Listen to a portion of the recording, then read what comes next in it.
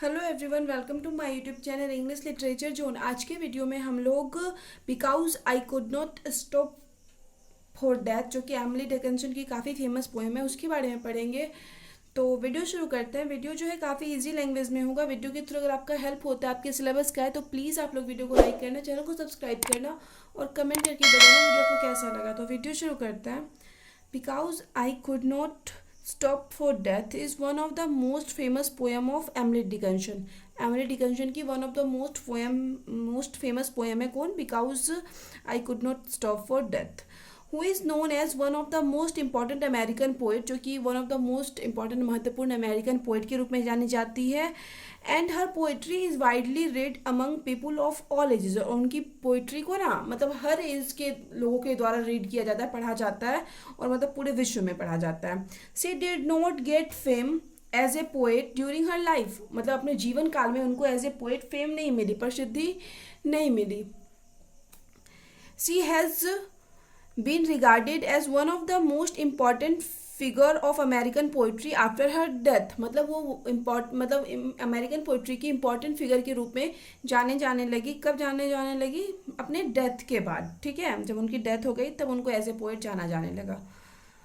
While Dickinson was a prolific writer, her only publication during her life time where 10। जबकि मतलब प्रोलोफिक यानी प्रमुख writer थी, फिर भी जो उनका जो लाइफ टाइम के टाइम इट मीन्स उनके जीवन काल में जो पब्लिकेशन इट मीन्स पब्लिश करवाया गया उनके वर्क को, वो सिर्फ 10 ही वर्क को पब्लिश करवाया गया। Offer nearly 1800 poems.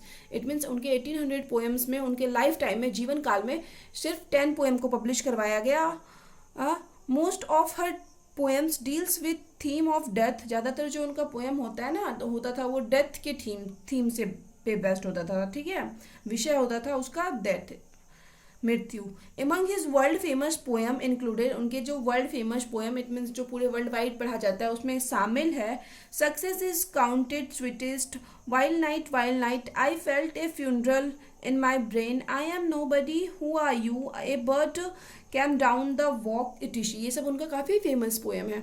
अब आगे देखते हैं। Because I could not stop for death is actually note the title of this poem. इस पोएम का जो टाइटल है ना वो ये नहीं है कि because I could not stop for death. ठीक है, Dickinson does not use any title for her poems. डिकन्सन क्या करती थी? मेनली कोई टाइटल यूज नहीं करती थी अपने पोएम में। Because she never mean to publish them, क्योंकि वो कभी चाहती नहीं थी कि उनका वर्क पब्लिश्ड हो खुद से, तो इस वजह से वो कभी टाइटल नहीं लिखी अपने कोई भी पोएम का। तो मोस्टली क्या है ना, जितना भी पोएम का नाम मेंशन किए हुए इसमें सारे पोएम का फर्स्ट लाइन को उसका टाइटल मान लिया गया है, तो पोएम का सारा ये फर्स्ट लाइन लिखा हुआ है। Present poem because I could not stop for death was written in 1863। इस पोएम को 1863 में लिखा गया and was first published posthumously in poems series 1। और उनके मरने के बाद है ना, इस पोएम को पोएम्स के सीरीज 1 कलेक्शंस में पब्लिश करवाया गया आफ्टर 4 ईयर हर डेथ। उनके मरने के 4 साल बाद, मतलब उनके डेथ के 4 साल बाद इन 1890 में पब्लिश करवाया गया। Poem has been deals with the theme of mortality and death. Mortality और डेथ के थीम पे बेस्ड है, जो कि मोस्टली जो एमिली डिकन्सन का पोएम बेस्ड होता था। It is a 6 stanza poem. ये 6 स्टांजा की पोएम है। That is divided into sets of 4 lines known as quatrains, जो कि 4 लाइन के सेट्स में डिवाइडेड है। इट मीन्स 4 लाइन का मतलब 6 स्टांजा है, 6 स्टांजा है 4 लाइन का। ठीक है, जिसको कि क्वार्टरन्स कहते हैं। 4 लाइन के स्टांजा को क्वार्टरन्स कहते हैं। अब आगे है, this quatrains don't follow is a single rhyme scheme. ये जो क्वार्टरन्स है ना, कोई भी एक स्पेसिफिक राइम स्कीम फॉलो नहीं करते हैं। In poem the poet personifies death. Poem मतलब डेथ के बारे में बात करता है, डेथ को डिस्क्राइब करता है, करती है। Portraying him as a close friend, मतलब डेथ को अपना एक क्लोज फ्रेंड दिखाती है, मतलब एक अच्छा दोस्त बताती है जो उसके काफ़ी क्लोज हो, नज़दीक हो। In the first stanza she reveals that she welcomes death when she says. मतलब जब वो फर्स्ट स्टांजा जैसे ही पोएम शुरू होती है ना, तो ऐसा लगता है जैसे वो वेलकम कर रही है डेथ का, मतलब स्वागत कर रही है। जैसे कैसे, जैसे यहाँ से हम देख सकते हैं first stanza, he kindly stop for मी। ठीक है, कि वो काइंडली रुका हुआ है मेरे लिए। The peasant tone of the poem, और ये जो पोएम है इट मीन्स ये जो लाइन है इसका जो पीजेंट टोन है कि दिखाया कि कोई रुका हुआ है, इट मीन्स यहाँ डेथ की बात हो रही है। डेथ तो किसी के लिए रुका हुआ नहीं होता है, बट पोएट ऐसा एक्सेप्ट करिए कि जो है ना वो मतलब रुका हुआ है, he kindly stop for me. Further suggest, यहाँ सजेस्ट करता है that the poet is quite comfortable with death, कि डेथ के साथ जो पोएट क्या है, कंफर्टेबल है, उनको कोई प्रॉब्लम नहीं है। The speaker begins this poem by stating that she was unable to stop for death. Poet कहती है कि वो डेथ के लिए रुकने में असहयोग है, मतलब नहीं रुक पा रही है, मतलब उसके एबल नहीं है डेथ के लिए रुकने में, अयोग्य है। She has no time for death, उसके पास डेथ के लिए भी टाइम नहीं है। Death who is depicted as a gentleman stop for instead, मतलब डेथ जो कि डिपिक्ट किया गया, कहा गया उसको एक जेंटलमैन, एक अच्छा इंसान, एक जेंटलमैन होता है ना, अच्छे इंसान के रूप में प्रेजेंट किया गया है। बिकॉज क्या होता है ना कि डेथ उसके लिए रुका हुआ है, ही काइंडली स्टॉप फॉर मी, तो ये हो गया, इस वजह से इसको एक जेंटलमैन की तरह डिस्क्राइब किया गया है, और इसलिए पोइट इसको एज ए क्लोज फ्रेंड भी मानती है। Death stop for everyone, death सबके लिए रुकता है। When she climbed into his carriage, जब वो उसके सवारी में चढ़ती है, इट मीन्स डेथ के, it was only caring her and death, तो उसमें सिर्फ क्या होता है, वो होती है और डेथ होता है। There was no one else to talk और शेयर एक्सपीरियंस, और वहाँ पे कोई भी बात करने के लिए ना ही होता है, ना ही अपने एक्सपीरियंस, इट मीन्स अनुभव को शेयर करने के लिए होता है, जिसके साथ वो अनुभव शेयर कर सके पोएट। दिस सजेस्ट डेट, ये सजेस्ट करता है death is the lonely process, death क्या है, लोनली प्रोसेस, इट मीन्स अकेले होता है, मतलब कोई इंसान मरता है तो अकेले मरता है। The only other force in the carriage was immortality, तो दूसरी जो मतलब इस कैरेज में जो मतलब फोर्स है, मतलब ताकत है, वो क्या है, इमॉर्टैलिटी है, जो पोइट के साथ है इस कैरेज उस सवारी में। Death knowing that there is nothing that can stop him, मतलब डेथ ऐसा जान जाता है कि डेथ को कोई भी रोक नहीं सकता, और स्टैंड इन हिज वे, और ना ही कोई उसके रास्ते में आ सकता है, ठीक है। सो ही ड्राइव स्लोली, इसलिए क्या कर रहा है, डेथ वाला जो कैरेज आया हुआ है, सवारी आया हुआ है, ड्राइव स्लोली मतलब आगे बढ़ रहा है। Dickinson reveal her willingness to go with death, मतलब अपनी विलिंगनेस, इच्छा को दिखाती है यहाँ पे डेथ के साथ जाने की। व्हेन सी सेज दैट, जब वो कहती है सी हैड पुट अवे, ये लाइन है पोएम से लिया गया है, ठीक है। दिस फर्दर रिवील्स दैट, और ये रिवील करता है, the author has come to term with her own mortality, जो ऑथर है खुद की इच्छा से, खुद की स्वेच्छा से आई हुई है। She has set down all she wanted to do in life, वो सब कुछ कर चुकी है, जो भी लाइफ में वो करना चाहती थी वो सब कुछ कर चुकी है, इस वजह से वो डेथ के साथ वो कैरेज सवार हुई है, डेथ के लिए, मृत्यु के लिए। And willingness enter the carriage with death and immortality, और उसके कैरेज में खुद की मर्जी से सवारी में एंटर कर रही है डेथ और इमॉर्टैलिटी के साथ। As the speaker and death drop, अब जब स्पीकर और डेथ आगे बढ़ते हैं, along they pass by school, तभी वो एक स्कूल के पास से गुजरते हैं, वेयर चिल्ड्रन वेयर प्लेइंग, जहाँ बच्चे खेल रहे थे। आफ्टर सीइंग दोज चिल्ड्रन, उन बच्चों को देखने के बाद, the poet also starts remembering their childhood days, poet भी क्या करते हैं, अपने चाइल्डहुड डेज यानी बचपन वाला दिन याद करने लगते हैं। The children were playing during their break in a circle of ring, अब चिल्ड्रन क्या करते हैं, वहाँ खेलते रहते हैं एक मतलब सर्कल बना के अपने ब्रेक के time, it means lunch break या कोई भी ब्रेक हो तो उस ब्रेक में एक सर्कल बना के, रिंग बना के खेल रहे होते हैं। Here the ring and the circle are used as the symbol of the circle of life and death, तो यहाँ पे जो पोइट मतलब रिंग और सर्कल का यूज किया है, ये दिखाते कि ये जो सर्कल है ना, ये किसका है, लाइफ और डेथ का है, जीवन और मृत्यु का है। Poet further uses the word gazing grains, poet आगे गेजिंग ग्रेन्स वर्ड यूज करती है, इट मीन्स पका हुआ अनाज।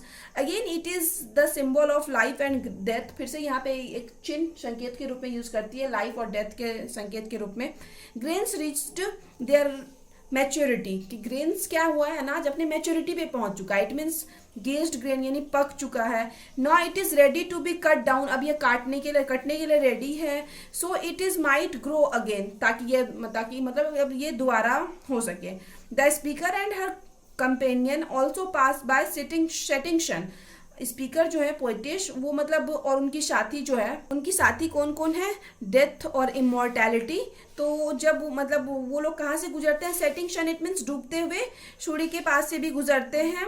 इट सेट्स, जैसे ही यह डूबता है, डे टर्न्स इनटू नाइट, तो दिन किस में बदल जाता है, रात में। And in the same way, same उसी तरीके से, her life is getting closer to death, उनका लाइफ भी क्या हो रहा है, डेथ के क्लोज जा रहा है। जैसे ही सन डूबता जा रहा है तो नाइट होगी अब, तो उसी तरह पोएट भी उस कैरेज, उस सवारी में आगे बढ़ते जा रही है और डेथ के पास जा रही है, मतलब डेथ के नजदीक होते जा रही है। फिर आगे है, the poet correct herself in fourth stanza, फिर फोर्थ स्टांजा में पोइट खुद को करेक्ट सही करती है बाय सेइंग दैट, यह कहते हुए, she didn't pass by sun, कि वह सन के पास से नहीं गुजरती, he passed by us, it mean sun उनके पास से गुजरता है। फिर आगे है, when the sun started to set, जब सन अब डूबने लगता है, थिंग्स ग्रू कोल्डर, तो मतलब चीज़ें जो है ठंडी होने लगती है। एंड ड्यू फॉर्म्ड, और ड्यू इट मीन्स ओश बनने लगता है। The speaker was also feeling cold, अब स्पीकर जो है, वक्ता जो इस पोएम को डिस्क्राइब कर रहे हैं, तो उनको भी ठंड का अनुभव होता है। Because he was only wearing thin cloth, क्योंकि वो सिर्फ एक पतला सा कपड़ा पहन रखी है। Her clothing was made up of thin material, उनका कपड़ा भी बहुत पतले मटेरियल से बना हुआ है। And only consisted of A gown and A light weight scarf, और वो क्या पहने हुए, एक गाउन पतला सा पहने हुए और एक हल्के वेट का स्कार्फ पहने हुए हैं। दिस सजेस्ट दैट, ये सजेस्ट करता है कि her experience in the world change, कि वर्ल्ड में अब उसका दूसरे वर्ल्ड में जा रही है, मतलब उनका एक्सपीरियंस, अनुभव चेंज हो रहा है, कि मतलब दूसरे वर्ल्ड में जा रही है, ये एक्सपीरियंस उनको बताता है। This clothing item might have been suited for weather before but not any more, मतलब पहले जो वहाँ जहाँ रहती थी उस वेदर के लिए ये कपड़ा बिल्कुल ठीक था, लेकिन अब जो वो डेथ के साथ उस गाड़ी में सवार होकर, उस कैरेज में सवार होकर जहाँ जा रही है, वहाँ के लिए ये कपड़ा ठीक नहीं है। तो ये मतलब यहाँ पे दिखाता है कि वो उस वेदर, उस मौसम के लिए ठीक था, बट अभी के मौसम जो जहाँ है पोइट, उसके लिए ये कपड़ा ठीक नहीं है। The speaker and her companion, poet और उनकी जो वक्ता जो है और उनकी जो कंपेनियन साथी हैं, stopped in front of a house, वो दोनों एक घर के सामने रुकते हैं। Here the word house refers to grave, और यहाँ हाउस जो वर्ड है उसका मतलब होता है ग्रेव, इट मीन्स कब्र जो होता है, जहाँ इंसान को दफनाया जाता है मरने के बाद। नाउ स्पीकर एक्सप्लेन्स, अब वक्ता एक्सप्लेन्स करती है about the condition of house, उस हाउस की कंडीशन को। A swelling of the ground and the roof was scarcely visible, तो ये फिर से पोएम की लाइन ली गई है।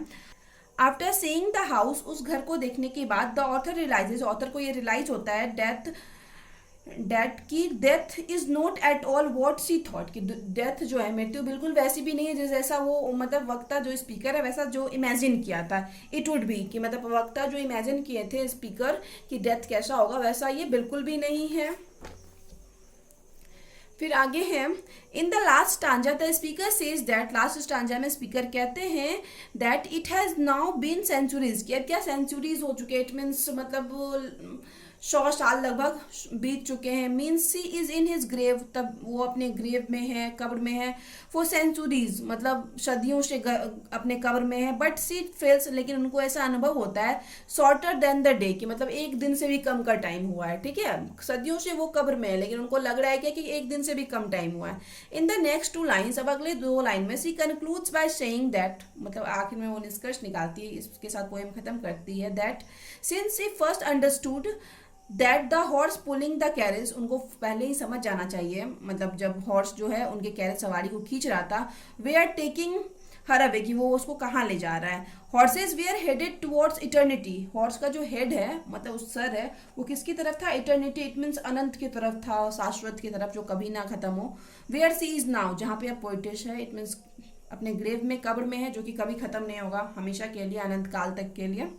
Death had seduced her, death क्या किया, उसको बहकाया है। That he had appeared like a kind gentleman, क्योंकि वो उसके सामने तो आया था एकदम जेंटलमैन की तरह, इट मीन्स उसको उसके लिए बोला था कि मतलब डेथ क्या है, रुका हुआ है, तो पोइट को लगा था काफी जेंटलमैन है एट फर्स्ट, शुरू में तो, but had left her alone in the dark cold damp grave, लेकिन उसको क्या किया, अकेले इस डार्क, अंधेरे, कोल्ड, ठंडे, डंप, इट मीन्स जहाँ थोड़ा गंदा जगह हो, उस अकेले उस कब्र में छोड़ के चला गया है डेथ, ठीक है। तो आगे है, दस इस प्रकार, because I could not stop for death is considered as one of the perfect poem in English literature, भी आप ऐड कर सकते हो, इंग्लिश लिटरेचर का one of the best poem माना जाता है। The poem has another title, poem का जो दूसरा टाइटल है, कॉल्ड द चैरियट। चैरियट का मतलब होता है रथ, मतलब जिसके बारे में हम डिस्क्राइब किए कि जिससे वो लोग रथ से आते हैं, मतलब एक कैरेज, एक सवारी से आते हैं ना डेथ के लिए, ग्रेव के पास, हाउस के पास, तो उसी चीज का पहले इसका टाइटल द चैरियट करके था। अब आगे विच इज सिम्बोलाइज, जिसका के संकेत था, चिन्ह था। The journey from mortality to eternity, mortality से इटर्निटी तक की जर्नी को जो डिस्क्राइब करता है, ठीक है, रथ जो है, चैरियट। तो यहाँ पे ये वीडियो खत्म होता है। वीडियो अगर आपको अच्छा लगा, आपके लिए हेल्पफुल है, तो प्लीज़ आप लोग वीडियो को लाइक करना, चैनल को सब्सक्राइब करना और कमेंट करके बताना वीडियो को कैसा लगा। मिलते हैं नेक्स्ट वीडियो में नेक्स्ट टॉपिक के साथ।